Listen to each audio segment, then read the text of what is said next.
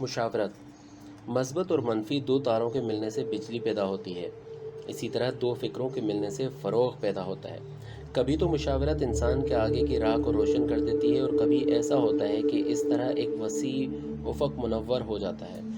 البتہ مشورے کا مطلب یہ نہیں ہے کہ انسان خود کو مکمل طور پر دوسروں کے حوالے کر دے، کیونکہ اس کا نتیجہ وہی غلط پیروی اور اندھی تقلید کی صورت میں نمودار ہوگا جو کہ ایک قسم کی خودکشی ہے، یعنی اس کا مطلب اپنی عقل اور اپنے پاک احساسات کو قتل کر دینا ہے۔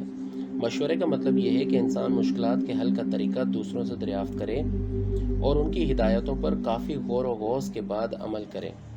جنگ خندق میں عرب مشرکوں کی ٹڈی دل کی طرح کی فوج نے مدینہ فتح کرنے کے لیے اس شہر کی طرف بڑھنا شروع کر دیا۔ پیغمبر اکرم صلی اللہ علیہ وآلہ وسلم نے فوجی ماہروں کی ایک میٹنگ تشکیل دی۔ ایک تجربہ کار ایرانی صحابی سلمان فارسی نے تجویز پیش کی کہ شہر کے مخدوش علاقے میں 3 میٹر چوڑی اور 2 میٹر گہری ایک خندق کھودی جائے اور خندق کے اندر ہر 100 قدم کے فاصلے پر نگرانی کے لیے ایک مورچہ بنایا جائے اور طاقتور جان بازوں سے کہا جائے کہ وہ خندق کی حفاظت کی ذمہ داری سنبھالیں اور دشمن کی فوج کو نزدیک آنے سے روکیں اور بڑھنے والے دشمن پر پتھروں اور تیروں کی بوچھاڑ کر کے اسے پیچھے دھکیل دیں۔ حضرت سلمان فارسی کی رائے پیغمبر اکرم صلی اللہ علیہ وآلہ وسلم اور دیگر افراد کو پسند آئی اور 25 روز کی کوشش کے بعد خندق کھودنے کا کام مکمل ہوا۔ دشمن کے سپاہی اس فوجی ٹیکنیک کو دیکھ کر حیران رہ گئے۔ وہ 1 مہینے تک اسی طرح پڑاؤ ڈالنے کے بعد چند آدمیوں کے قتل کا نقصان برداشت کر کے واپس چلے گئے۔ ترقی یافتہ دنیا میں حکومتوں کی بنیاد ہی مجلس شورا اور سینٹ پر ہوتی ہے۔ انتہائی بدبخت اور ذلیل ترین قوم وہ ہوتی ہے جو کسی بڑی ظالم طاقت کے زیر اثر رہے اور قوم کی قسمت کو ایک فرد کے ہاتھ میں دے دے۔ مشورہ لینا اسلام کی اعلیٰ تعلیمات میں سے ایک ہے۔ خداوند تعالیٰ اپنے پیغمبر صلی اللہ علیہ وآلہ وسلم کو حکم دیتا ہے کہ شاورہم فی الامر، اے محمد صلی اللہ علیہ وآلہ وسلم معاشرتی اور سیاسی امور میں اپنے دوستوں سے مشورہ لے لو۔ سورہ آل عمران آیت نمبر 159۔ پیغمبر اکرم بدر کے جلتے ہوئے میدان میں تھے۔ دشمن کئی گنا زیادہ تعداد میں تھا، اس کا اسلحہ بھی جدید اور مہلک تھا۔ دشمن اسلام کو نیست و نابود کرنے پر تلا ہوا تھا۔ آپ صلی اللہ علیہ وآلہ وسلم نے فوجی ماہرین کی ایک زبردست میٹنگ تشکیل دی، لوگوں کی طرف منہ کیا اور فرمایا، اس بیابان میں قریش سے جنگ کرنے کے سلسلے میں اپنی رائے سے مجھے آگاہ کرو۔ آیا مصلحت یہی ہے کہ ہم آگے بڑھیں اور دشمن کا مقابلہ کریں یا پھر اسی جگہ سے مدینہ واپس چلے جائیں؟ مقداد نامی ایک صحابی کھڑے ہوئے اور کہنے لگے، ہمارے دل آپ کے ساتھ ہیں، ہم آپ سے وہ بات نہیں کہیں گے جو بنی اسرائیل نے موسیٰ سے کہی تھی۔ جب انہوں نے بنی اسرائیل کو جہاد کی دعوت دی تو بنی اسرائیل نے یہ جواب دیا تھا کہ اے موسیٰ، آپ اور آپ کا خدا جنگ کے لیے چلے جائیں، ہم یہاں بیٹھے ہوئے ہیں، لیکن ہم کہتے ہیں کہ اے محمد، آپ اور آپ کا خدا جہاد کے لیے جائیں اور ہم بھی آپ کے ہمراہ ہیں۔ انصاری صحابیوں میں سے ایک اور صحابی سعد ابن معاذ کھڑے ہوئے اور بحیرہ عرب کی طرف اشارہ کر کے کہا کہ اے رہبر اعظم، اگر آپ اس سمندر میں جانے لگیں تو ہم بھی آپ کے پیچھے پیچھے سمندر میں کود پڑیں گے۔ ہم میں سے کوئی بھی آپ کی پیروی سے منہ نہیں موڑے گا، ہم دشمن کا سامنا کرنے سے ہرگز نہیں ڈرتے، شاید اس راہ میں ہم کچھ ایسی خدمات انجام دیں جو آپ کو خوش کر دیں۔ ان 2 صحابیوں کی باتیں دیگر صحابہ نے بھی پسند کیں۔ لشکر اسلام میں ایک عجیب ولولہ سا پیدا ہو گیا۔ اس طرح پیغمبر اکرم نے پیش روی کا ارادہ کیا۔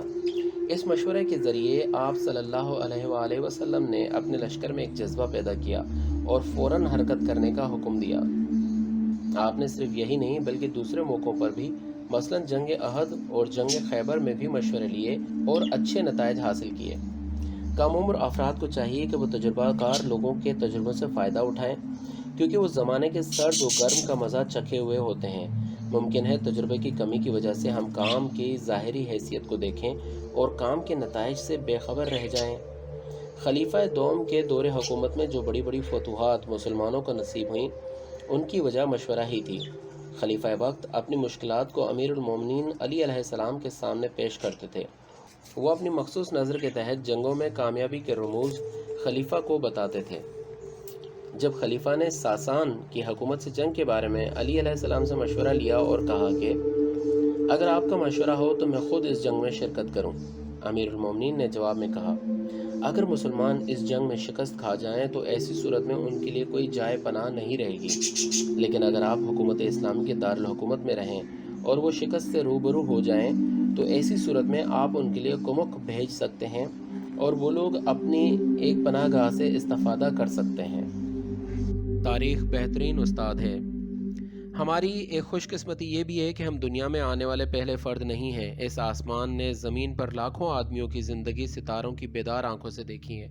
ان آدمیوں کو خوشیاں بھی ملی، غم بھی ملے، روشنیاں بھی ملی، تاریکی بھی نصیب ہوئی، عشق میں بھی مبتلا ہوئے اور نفرت میں بھی مبتلا ہوئے، جنگیں بھی کی اور صلحیں بھی کی۔ غرض ان لوگوں نے زندگی کے ہزاروں رخ دیکھے۔ اگرچہ ہم سے پہلے کے بہت سے لوگ اپنی زندگی کے راز ہمیشہ کے لیے اپنے ساتھ لے کر خاک میں دفن ہو گئے اور بھلا دیے گئے، لیکن پھر بھی لکھنے والوں نے زمین کے مختلف طبقوں نے اور بظاہر خاموش ویرانوں اور کھنڈرات نے ان کی زندگی کے قابل توجہ حصے ہمارے لیے محفوظ کر رکھے ہیں اور دنیا کو ہمارے لیے ایک عظیم اور گراں قدر درسگاہ بنا دیا ہے۔ قدیم لوگوں کی تاریخ کے صفات کے مطالعے، زمین کے مختلف طبقوں کے بارے میں تحقیق اور پرشکوہ لیکن عبرت انگیز آثار قدیمہ پر غور سے ہمیں کئی سبق حاصل ہوتے ہیں، اور اس طرح ہم اپنے سے بڑی عمر والوں کی طرح زیادہ سمجھدار ہو جاتے ہیں۔ کیا ایسا نہیں ہے کہ پوری زندگی کا حاصل تھوڑا بہت تجربہ ہی ہوتا ہے؟ کیا تاریخ بہترین تجربات سے ہمیں آشنا نہیں کرتی ہے؟ کیا تاریخ گزشتہ قوموں کو مکمل طور پر دکھانے والا ایک آئینہ نہیں ہے؟ اس میں قوموں کی بدبختی اور ان کے برے انجام اور ان کی کامیابی اور کامرانی کے اسباب کا عکس دکھائی دیتا ہے۔ آسمانی کتاب قرآن مجید میں یہ حکم موجود ہے کہ ہم گزشتہ اقوام کی زندگی کا مطالعہ کریں اور ان کی زندگی کی خصوصیات سے درس عبرت لیں۔ ملاحظہ کریں سورہ روم آیت نمبر 9۔ امیر المومنین علی علیہ الصلوۃ والسلام فرماتے ہیں کہ میرے بیٹے، اگرچہ میں گزشتہ قوموں کا ہم عصر نہیں تھا، لیکن میں نے ان کی تاریخ کا غور سے مطالعہ کیا ہے۔ اس طرح میں زمانے کی اونچ نیچ اور قوموں کے قوانین سے واقف ہوا ہوں۔ میں ان کی تاریخ پر اس طرح مسلط ہوں کہ گویا میں ان کے ساتھ زندگی گزاری ہو۔ میں ان کی تاریخ پر اس طرح مسلط ہوں کہ گویا میں نے ان کے ساتھ زندگی گزاری ہو۔ تاریخ موجودہ نسل کی بہترین رہنما ہے۔ تاریخ پڑھانا فزکس اور کیمسٹری پڑھانے سے کئی گنا زیادہ مشکل ہے۔ فزکس اور کیمسٹری میں فارمولے ہوتے ہیں، اگر استاد فارمولوں پر دسترس رکھتا ہے تو وہ اچھی طرح پڑھا سکتا ہے، لیکن تاریخ کے لیے غور، تحقیق، کوشش اور صحیح نتیجے تک پہنچنا لازم ہے۔ تاریخ کے استاد جب تک اس کی صلاحیت کو خود میں محسوس نہ کریں، اس وقت تک وہ تاریخ پڑھانے کا حق ادا نہیں کر سکتے اور تاریخ سے اعلیٰ نتائج حاصل نہیں کر سکتے۔ اسی بنا پر ہر تاریخ دان شخص کو مورخ نہیں کہا جا سکتا۔ بال سے زیادہ باریک نقطہ یہ ہے کہ ہم ہر اس شخص کو قلندر نہ سمجھیں جو بال نہ کٹاتا ہو۔ ہمیں کوشش کرنی چاہیے کہ تاریخ کے رموز اور حقائق کو سمجھیں، ورنہ صرف تاریخ پڑھ لینے یا رٹ لینے سے کوئی فائدہ نہیں ہے۔ تاریخ کے رموز و حقائق وہ کڑوی دوائیں ہیں جنہیں انسان بہت مشکل سے حاصل کرتا ہے۔ انسان ان دواؤں سے انفرادی اور معاشرتی بیماریوں کا علاج کر سکتا ہے۔ ہر سمجھدار شخص پر، خصوصاً حکومت کا یا کوئی اور انتظام چلانے والوں پر لازم ہے کہ وہ انگلستان کی تاریخ، فرانس کے عظیم انقلاب کی تاریخ اور خاص طور پر تاریخ اسلام اور بنی امیہ کی حکومت کے اختتام اور بنی عباس کے انقلاب پر خوب غور و تحقیق کریں اور ان لوگوں کی حکومت کے اختتام اور بدبختی کے اسباب کا مطالعہ کریں جو سالہ سال سے عوام پر حکومت کرتے چلے آ رہے تھے۔ اصولی طور پر ہم کو کوشش کرنی چاہیے کہ خود میں مطالعہ اور کتب پڑھنے کا شوق پیدا کریں، کیونکہ مطالعہ فکر کی سطح کو بلند کرتا ہے، دماغ کی صلاحیتوں کو تقویت دیتا ہے اور کسی بڑے انسان کی زندگی کے سرمایہ کو مفت انسان کے حوالے کر دیتا ہے۔ آج کل کسی بھی ملک کی ترقی اور اس کے تمدن کا اندازہ اس ملک میں کاغذ کے استعمال کی مقدار سے ہوتا ہے۔ کہتے ہیں کہ سوئٹزرلینڈ میں جو کہ تمدن کا گہوارہ کہلاتا ہے، آبادی کے تناسب سے اگر دیکھا جائے تو دنیا کے ہر ملک سے زیادہ کاغذ خرچ ہوتا ہے۔ ماہرین کی تصدیق کے مطابق ایران کے مرکزی صوبے تہران میں اتنا ہی کاغذ صرف ہوتا ہے جتنا باقی تمام صوبوں میں ملا کر صرف ہوتا ہے۔ آج کل یہ نوٹ کیا جاتا ہے کہ کسی ملک میں سال بھر میں کتنی کتابیں چھپیں اور ہر طباعت میں ایک کتاب کی کتنی تعداد چھاپی گئی۔ یہ بھی نوٹ کیا جاتا ہے کہ عوام کے لیے کھولی گئی لائبریریوں میں سال بھر میں کتنے لوگ آئے۔ اسی طرح یہ اندازہ لگایا جاتا ہے کہ پچھلے برسوں کی نسبت اس سال فکر میں کتنی برتری پیدا ہوئی۔ یا دیگر ممالک کی نسبت اس ملک میں فکر و شعور کی کیا کیفیت ہے۔ مؤلفین کے چھپے ہوئے راز کتاب میں کہیں نہ کہیں موجود ہوتے ہیں۔ ایک دن ارسطو نے اپنی کتاب کو چھپوانا چاہا تو سکندر نے رکاوٹ ڈالی تاکہ دوسرے لوگ اس کے استاد کے بلند افکار تک نہ پہنچ پائیں۔ درمیانی صدیوں میں پوپ اور پادریوں نے خاص لوگوں کے لیے علمی انجمن تشکیل دی تھی اور عوام کے لیے کتاب پڑھنا ممنوع قرار دے دیا تھا تاکہ وہ عوام کی نادانی اور جہالت سے زیادہ فائدہ اٹھا سکیں اور ان پر بہتر طریقے سے مسلط رہ سکیں۔ ایک اچھی کتاب اخلاق سنوارتی ہے اور شخصیت کی تعمیر کرتی ہے۔ کتاب زندگی کے اسرار و رموز سکھاتی ہے، لیکن بے فائدہ کتابیں پڑھنے سے گریز کرنا چاہیے کیونکہ ایسی کتابیں ذہنی صلاحیتوں کو کم کر دیتی ہیں۔ ایک دانشور نے کہا کہ مجھے بتاؤ کہ تم کیا پڑھتے ہو تاکہ میں بتا سکوں کہ تم کیا ہو۔ شوپن ہاور کے بقول انسان بیکار کتابیں پڑھنے میں عمر صرف کرے، عمر اس سے کہیں زیادہ قیمتی ہے۔ ہم کو مسلسل یہ کوشش کرنی چاہیے کہ 24 گھنٹوں میں کچھ وقت مفید اور کچھ سکھانے والی کتابوں کے مطالعے کے لیے مخصوص کر دیں اور کتاب کو اپنا بہترین دوست سمجھیں۔ کہا جاتا ہے کہ کتاب سے بہتر دنیا میں کوئی دوست نہیں ہے۔ کتاب کے علاوہ زمانے کے غم قدے میں کوئی غم خوار نہیں ہے۔ تنہائی کے گوشے میں اس کے ساتھ ہر لمحہ ہزار راحت ہے اور کوئی زحمت نہیں ہے۔ فرصت سے استفادہ۔ لوگوں کو اچھی خاصی فرصت میسر ہوتی ہے، لیکن کیونکہ آج کا کام کل پر ڈالنے کا رجحان عام ہے، اس لیے لوگ کامیابی کے راز کی سنہری چابی یعنی فرصت کو گنوا بیٹھتے ہیں۔ ہونا تو یہ چاہیے کہ نہ صرف آج کا کام ہم کل پر نہ ڈالیں بلکہ اگر ہو سکے تو آئندہ کل کا کام بھی آج کر لیں۔ ابو مسلم خراسانی سے پوچھا گیا کہ آپ کی کامیابی کا راز کیا رہا ہے؟ تو انہوں نے جواب دیا، میں نے کبھی آج کا کام کل پر نہیں ڈالا۔ کبھی ایسا بھی ہوتا ہے کہ جتنی طاقت کام کو التوا میں ڈالنے میں صرف ہوتی ہے اتنی ہی طاقت خود اس کام کو انجام دے دینے کے لیے کافی ہوتی ہے۔ ایسے طلباء جنہیں ماہ مئی کے امتحان کے لیے قبول نہیں کیا جاتا اور انہیں ماہ اگست میں امتحان دینا ہوتا ہے، ان میں سے بعض اس فرصت سے زیادہ فائدہ اٹھاتے ہیں اور بعض اوہام اور افسوس کرنے میں اور آہیں بھرنے میں وقت کو ضائع کر دیتے ہیں، یہاں تک کہ امتحان کا دن آ جاتا ہے۔ ایسے لوگ نہ صرف یہ کہ ترقی نہیں کر پاتے بلکہ فرصت گنوانے کی وجہ سے چند قدم مزید پیچھے ہو جاتے ہیں۔ بعض لوگ غالباً درویش قسم کے ہوتے ہیں، ان کا کام صرف ماضی پر آنسو بہانا ہوتا ہے۔ وہ ہمیشہ یہی کہتے ہیں کہ اگر ہم نے فلاں باغ خریدا ہوتا تو ہمیں بہت فائدہ ہوتا، اگر ہم فلاں یونیورسٹی میں نام لکھواتے اور پڑھتے تو آج ملک کی بڑی شخصیتوں میں سے ایک ہوتے۔ یہ لوگ اپنا تمام وقت افسوس کرنے اور گزشتہ کل کی قبر پر آنسو بہانے میں ضائع کر دیتے ہیں، حالانکہ اگر آج بھی وہ ہوش کے ناخن لیں تو ممکن ہے کہ وہ اپنی تمام یا چند آرزوؤں کی تکمیل کر لیں، لیکن وہ اس کے بجائے اپنے ماضی پر افسوس ہی کرتے رہ جاتے ہیں۔ جیسا کہ ایک شعر میں کہا گیا ہے، گزرا ہوا وقت تم دوبارہ نہیں خرید سکو گے، اس لیے وقت کو نہ بیچنا بہتر ہے۔ وقت ایک صاف شفاف انمول موتی ہے۔ بعض لوگ ایسے لوگوں کے برعکس ہوتے ہیں، ان کو مستقبل کی اتنی فکر ہوتی ہے کہ اضطراب کے مارے وہ موجودہ وقت میں کوئی کام نہیں کر پاتے۔ ہم نے ایسے طلباء کو دیکھا ہے جو ہمیشہ امتحان میں بیٹھنے سے روک دیے جانے کا خوف رکھتے ہیں۔